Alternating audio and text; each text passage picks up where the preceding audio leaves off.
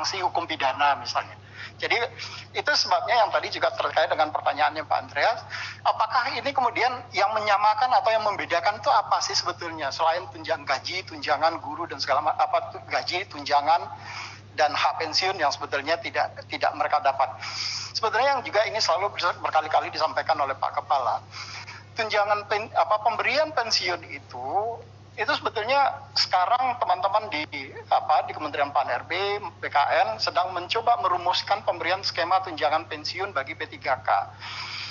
Toh sebetulnya kalau di pegawai negeri sipil misalnya, pemberian tunjangan pensiun itu atau uang pensiun itu kan diberikan karena mereka membayar iuran yang dipotong dari gajinya setiap bulan. Nah, P3K ini juga sebetulnya bisa diterapkan mekanisme atau skema yang sama. Kalau mereka bersedia kemudian gajinya dipotong setiap bulannya, kemudian dia membayar ke Taspen misalnya, nanti Taspen bisa kemudian menetapkan untuk pembayaran pensiun bagi yang bersangkutan. Nah ini skema yang sebetulnya yang selalu disampaikan oleh Pak Kepala itu tidak ada sebetulnya perbedaan antara P3K dengan ASN, dengan PNS. Yang membedakan adalah di P3K itu ada flexibility sebetulnya di sisi jabatan. Di PNS nggak bisa. Jadi orang kalau masuk golongan sarjana baru diangkat golongannya 3A, ya dia harus mengikuti mekanisme 3A, 3B, 3C, 3D sampai dengan usia batas pensiun. Nah, P3K tidak seperti itu. Itu fleksibilitas kemudahan yang diberikan kepada P3K. Tapi ada persyaratannya. Persyaratannya itu adalah apa? Untuk menjadi P3K dia harus profesional. Dia harus memiliki kompetensi yang sesuai dengan bidang jabatan itu. Jadi tidak bisa kemudian orang yang tidak memiliki kompetensi kemudian bisa menduduki jabatan itu. Itu sebabnya kenapa kalau dia masuk level jenjang jabatan yang berbeda, seleksi diulang kembali di situ. Kalau dia dalam jenjang jabatan yang sama, maka kontraknya tidak akan putus kecuali ada pelanggaran yang sesuai dengan PP 53 2010. Mungkin itu Bu Ketua tambahan dari kami. Terima kasih. Assalamualaikum warahmatullahi wabarakatuh.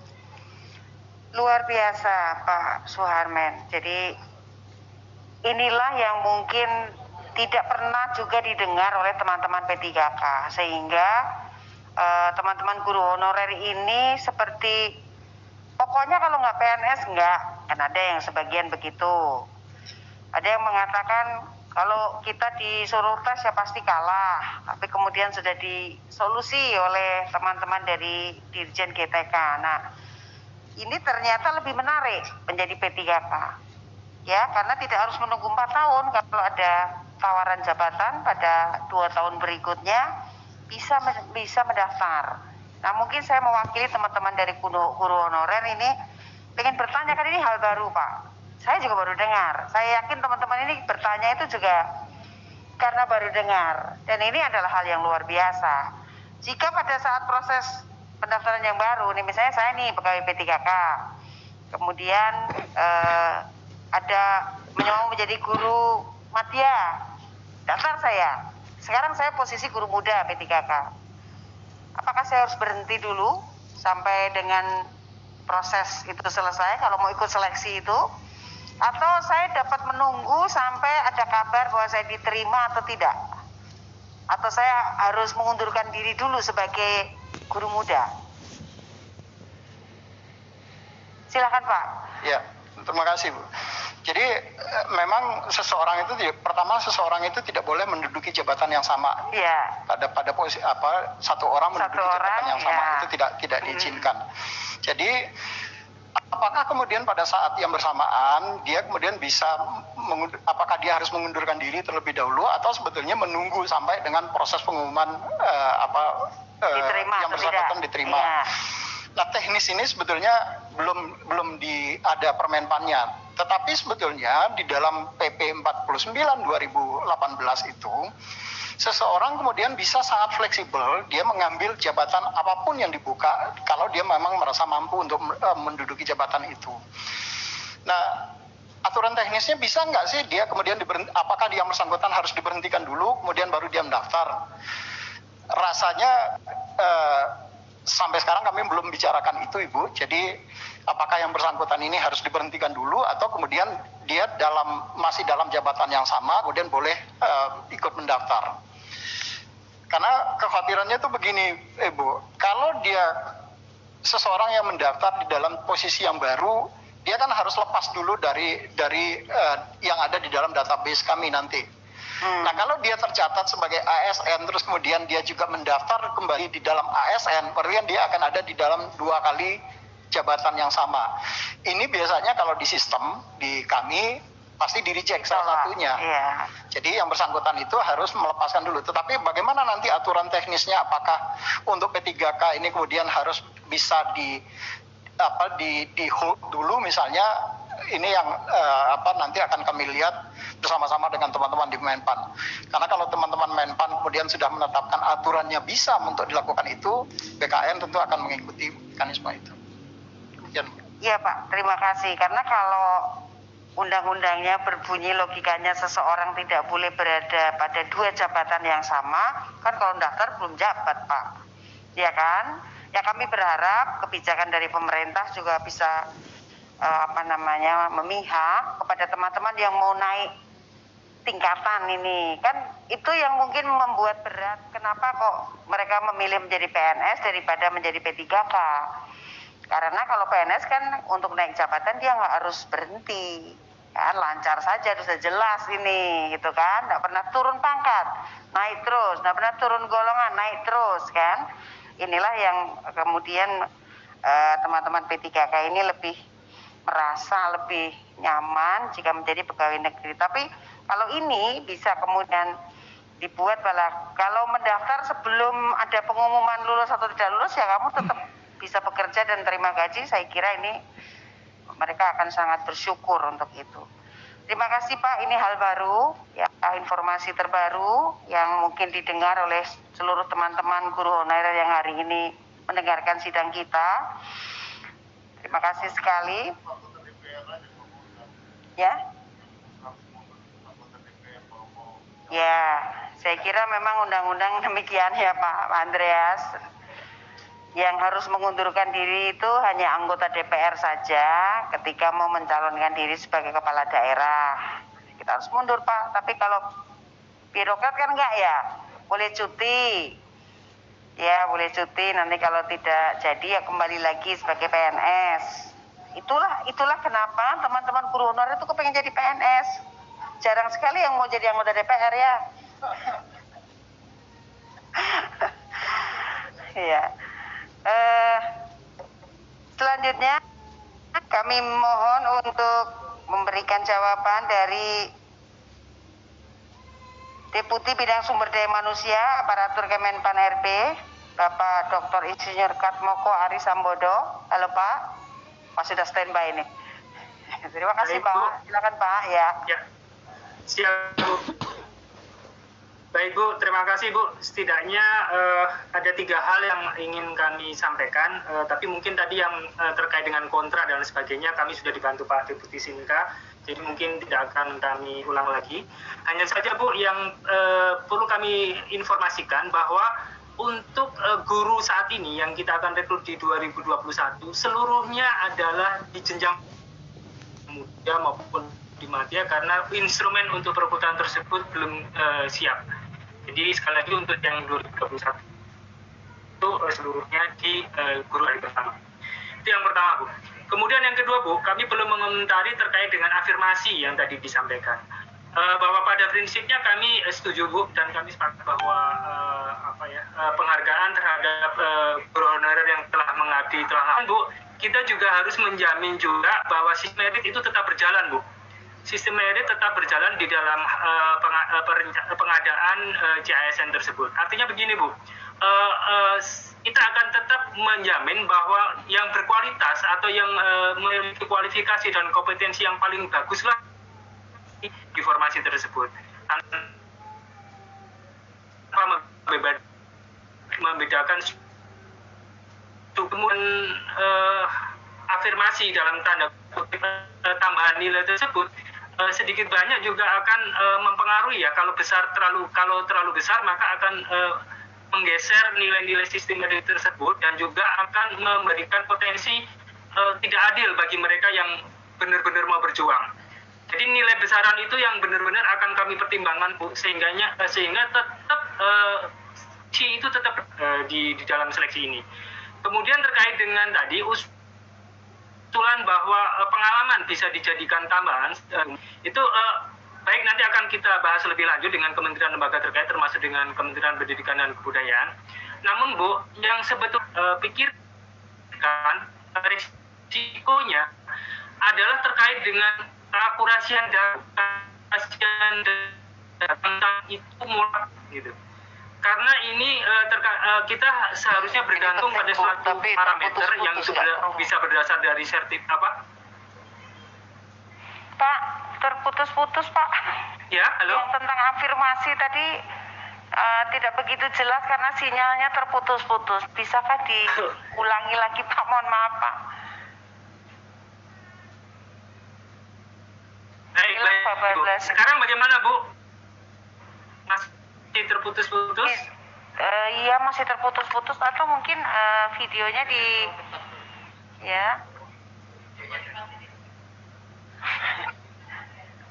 atau mungkin videonya dimatikan supaya sinyalnya kuat Pak. Ya. Nah, silakan Pak, bisa dimulai. Karena informasi dari Bapak sangat penting untuk menjadi bagian dari kesimpulan kita sore ini.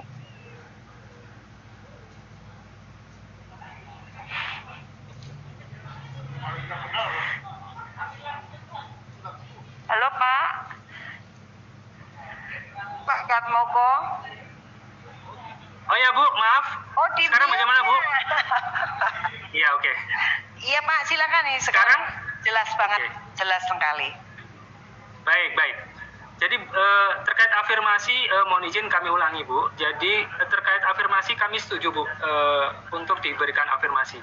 Namun demikian ada beberapa hal yang perlu dibawahi Bu, yakni adalah tetap berjalannya sistem merit di dalam seleksi ini. Artinya apa Bu? Bahwa sebetulnya kita menginginkan mereka yang memiliki kualifikasi, kompetensi, ya, dan tentu saja kualitas yang memadai itu yang akan menjadi pemenang atau menempati formasi yang diperebutkan tersebut Bu. Karena formasi ini bisa diperebutkan oleh beberapa orang. Dan itu tidak boleh memandang baik itu dari suku, agama, ras, usia dan seterusnya, kecacatan dan sebagainya. Itu yang kemudian menjadi bahan pertimbangan seberapa besar afirmasi dalam bentuk tambahan nilai, tambahan poin itu menjadi hal yang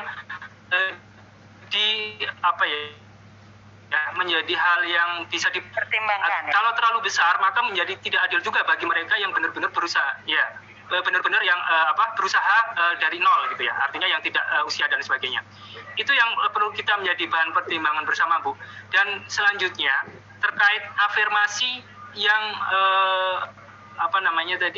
yang terkait dengan masa tugas, masa tugas ya Bu, masa kerja itu. Iya, masa pengabdian itu kami juga sangat harus berhati-hati Bu, karena ini terkait dengan data Bu, terkait dengan keakurasian data.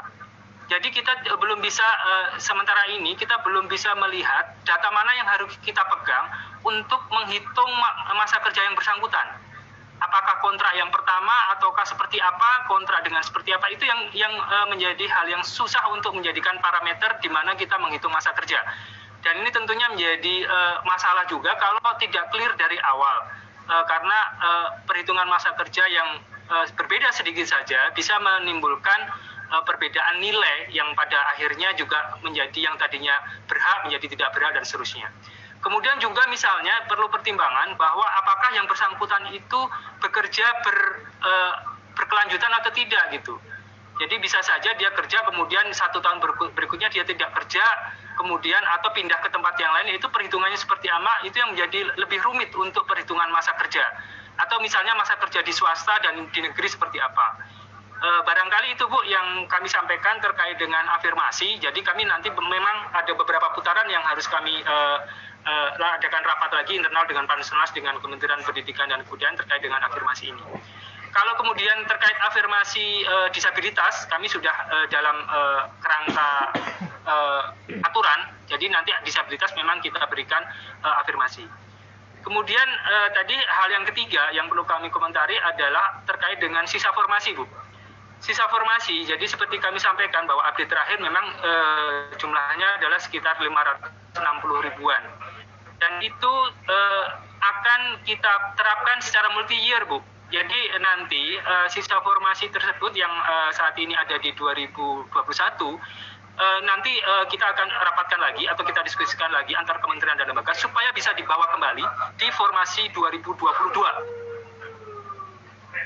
Betul. Barangkali demikian, Bu, yang dapat kami sampaikan. Terima kasih. Pak Katmoko. Pak Katmoko, kami mengusulkan karena belum ada formasi yang sebenarnya memberikan dukungan kepada dunia pendidikan kita, yaitu tenaga pendidik. Tenaga pendidik apakah akan dimasukkan di dalam 1 juta formasi P3K atau akan ada slot yang berbeda, ada formasi yang berbeda. Jadi kami membutuhkan kepastian ini karena sebenarnya sekolah tanpa tenaga kependidikan itu tidak akan bisa berjalan. Jadi ini perlu mulai dipikirkan bahwa kalau mungkin bisa masuk tahun ini, tetapi sepertinya sulit. Tetapi kalau tidak, maka harus dipastikan 2022 formasi tenaga kependidikan. Apakah itu bagian dari 1 juta ataukah tidak? Itu nanti yang mohon untuk bisa dipertimbangkan, diperhitungkan kembali. Terima kasih. Silakan Pak. Baik, Bu, boleh kami. Ya, baik. Terima kasih, Bu. Jadi memang kami menyadari tenaga kependidikan notabene kekurangan juga di di banyak tempat ya. Tapi Bu, kalau kita melihat di konsep P3K, mohon maaf, jadi sesuai dengan Perpres 8 tahun 2020 itu ada jabatan-jabatan yang bisa diisi ya. Bisa diisi oleh P3K. Jadi tidak seluruh jabatan fungsional itu bisa diisi oleh guru ya. Guru adalah salah satu jabatan yang bisa diisi oleh P3K. Sedangkan tenaga kependidikan tidak masuk di dalam Perpres tersebut. Nah, ini kemudian yang sebetulnya bisa dimappingkan tenaga kependidikan tersebut tugasnya seperti apa? Tugasnya seperti apa apabila memang masih bisa dimappingkan dari daftar yang ada di Perpres 3 tersebut. Itu ada 147 jabatan di situ yang bisa diduduki oleh P3K. Juga depan perlu membuat Kementerian Pan-RB mendorong untuk terciptanya jabatan fungsional baru. Dan ini tentu saja apabila nanti tugas-tugas dari seorang tenaga kependidikan itu bisa dikonversikan atau dimapping menjadi suatu jabatan fungsional tertentu, itu menjadi hal yang memungkinkan untuk kemudian dimasukkan ke Perpres 38 tersebut. Dan ini kami juga sudah sampaikan kepada Menteri pihak di Kemendikbud. Demikian Bu yang dapat kami sampaikan. Terima kasih. Terima kasih. Pimpinan. Silakan Pak Andreas. Ya, saya melanjutkan sedikit apa yang disampaikan oleh Bu Esti tadi. Jadi Pak Katmoko, untuk tenaga kependidikan ini juga ada di dalam skema perencanaan untuk kemudian masuk di dalam P3K juga gitu. Itu pertama. Kemudian yang kedua, tadi ada berapa macam afirmasi yang disiapkan untuk proses seleksi P3K. Tadi kan Bapak sudah sebut ada afirmasi, ya pertama tentu yang berkaitan dengan kompetensi, terus kemudian disabilitas. Karena kami dalam beberapa pertemuan di sini juga banyak usulan yang masuk yang berkaitan dengan afirmasi terutama daerah-daerah 3T, untuk diberikan perhatian khusus pada mereka, ya terutama yang berkaitan dengan kewilayahan dan yang lain kesulitan-kesulitan yang mereka hadapi di daerah-daerah 3T ini, sehingga ada pertimbangan untuk afirmasi buat mereka. Terima kasih. Oke Pak, silakan Pak, langsung dijawab Pak. Baik Pak, mungkin yang terakhir dulu, yang terkait dengan afirmasi, itu memang yang dalam beberapa pertemuan terakhir dengan Panselnas dan Kemendikbud itu terkait dengan umur Pak. Umur di atas 40 tahun dan sudah berpengalaman 3 tahun, itu yang akan kita berikan afirmasi. Kemudian yang kedua adalah terkait disabilitas Pak. Disabilitas juga kita akan berikan afirmasi. Yang ketiga, apabila memiliki sertifikat pendidik yang sesuai juga kita akan berikan afirmasi. Nah, tadi sebetulnya di rapat ini dikemukakan afirmasi terkait masa kerja, Pak. Gitu kan? Artinya masa kerja yang lebih lama itu akan diberikan nilai tambah. Itu yang kemudian tadi kami sampaikan bahwa ini kami akan sangat melihat dari kesiapan data, keakuratan data dan seterusnya. Karena tadi pandangan kami adalah bahwa apa yang kemudian dijadikan parameter pertama untuk menentukan afirmasi.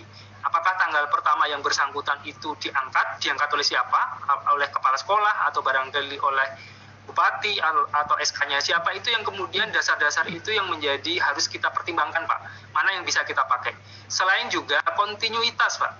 Kontinuitas terkait yang bersangkutan. Artinya bisa saja yang bersangkutan atau berhenti kemudian nanti masuk lagi dan seterusnya. Nah, itu kapan yang kemudian harus kita pakai? Kalau kemudian data-data itu kita anggap cukup robust, cukup kuat untuk dijadikan dasar pemberian afirmasi, kedepannya akan kerja tersebut bisa dipertimbangkan sebagai Pak, rapat lagi dengan stakeholder, dengan Kemendikbud juga terkait dengan kesiapan data. Dan Pak, tadi yang terkait dengan tenaga kependidikan, sekali lagi Pak, tenaga kependidikan itu saat ini belum masuk di Perpres 38, Pak. Perpres 38 tahun 2020 terkait jabatan yang bisa diduduki oleh P3K. Berbeda dengan guru, ada jabatan yang sebetulnya yang bersangkutan melaksanakan tenaga kependidikan, tapi bisa dimappingkan ya. Bisa dimappingkan atau dipetakan ke dalam jabatan yang ada di Perpres 38. Nah, kalau itu yang terjadi, maka bisa kita lakukan seleksi di tahun berikutnya, Pak. Misalnya sebagai peranata laboratorium atau arsiparis ataupun yang mungkin bisa dilakukan di situ. Tapi ada juga misalnya kalau ada alternatif lain, seandainya misalnya Kementerian Pendidikan dan Kebudayaan membuat suatu jabatan fungsional baru, Pak. Membuat suatu jabatan fungsional baru terkait tenaga kependidikan tersebut menjadi suatu jabatan fungsional tertentu apapun yang bisa kemudian dibahas bersama-sama Menpan, Pak, untuk membuat jabatan fungsional tersebut. Setelah jabatan fungsional tersebut dibuat, kemudian bisa dimasukkan kembali di Perpres sebagai tambahan lampiran atau tambahan Permenpan.